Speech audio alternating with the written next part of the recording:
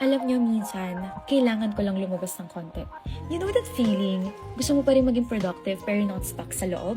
So yeah, I brought these. A 12.1-inch 2.5K display with up to 120Hz refresh rate.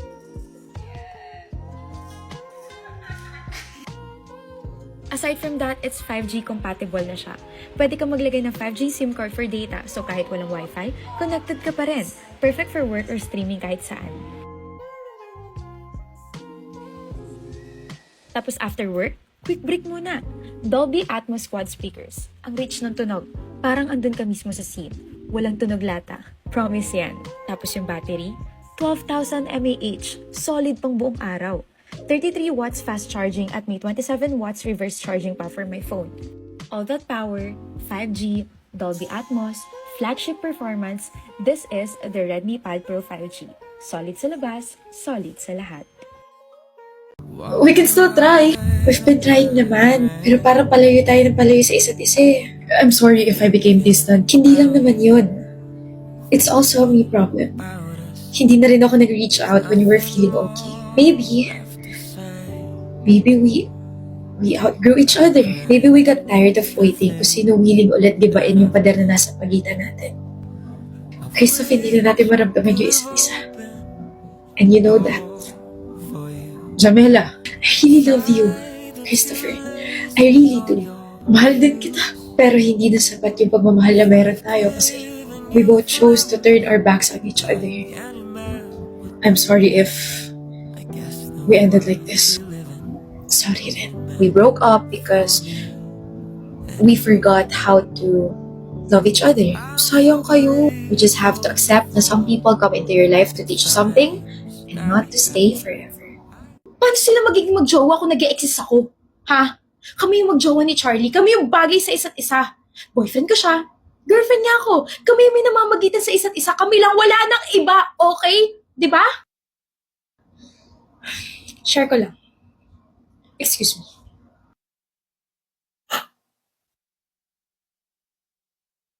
Ha? May girlfriend ka pala, Charlie. Awkward. Akin na yung food. Gutom ako eh. Hindi talaga to para sa'yo. Kunwari, hindi nangyari itong mga to. Sige na, sundan mo na siya. Hey. Wow. Ikaw kasi ship ka na, ship bagay ka ng bagay. Uy, nakakahiya. Baka isipin ni MJ, hindi tuloy ako girls. Hampas ko sa itong pagkain ko eh. Tama nga yung BFF instinct. Sila nga. Kasi yung mga ganong reaksyon ni MJ, halata nagsiselos eh. Ay, ba't kasi kailangan itago? Ibagay naman sila. Naku, kung ako yung magkakajowa, hindi pa kami, ipagkakalat ko na agad. Kaso walang nanliligaw eh. Sayang. Bakit ko ba ginawa yun? Mali! Mali yun! Toxic tuloy pakinggan. Ano tinatawa-tawa mo dyan? Akala ko ba? Shut.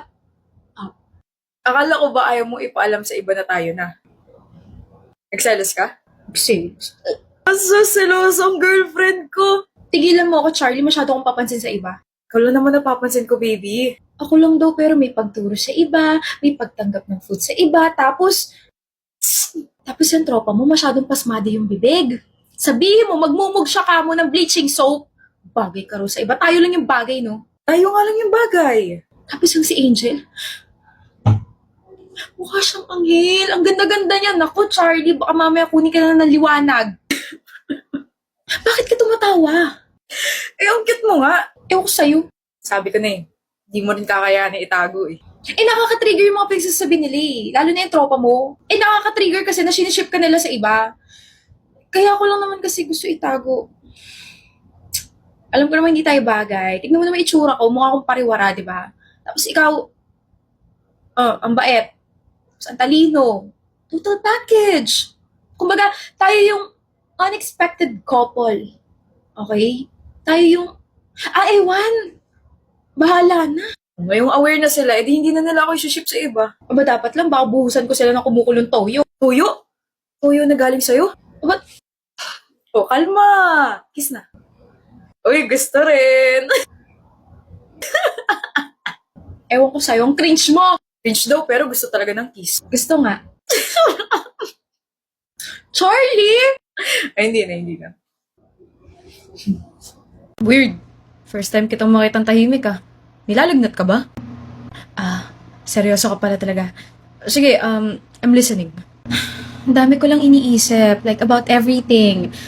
Deadlines, classes, us. Wait, us? As in Isla and Noah? Like, as in us or classmates, groupmates na us? About us.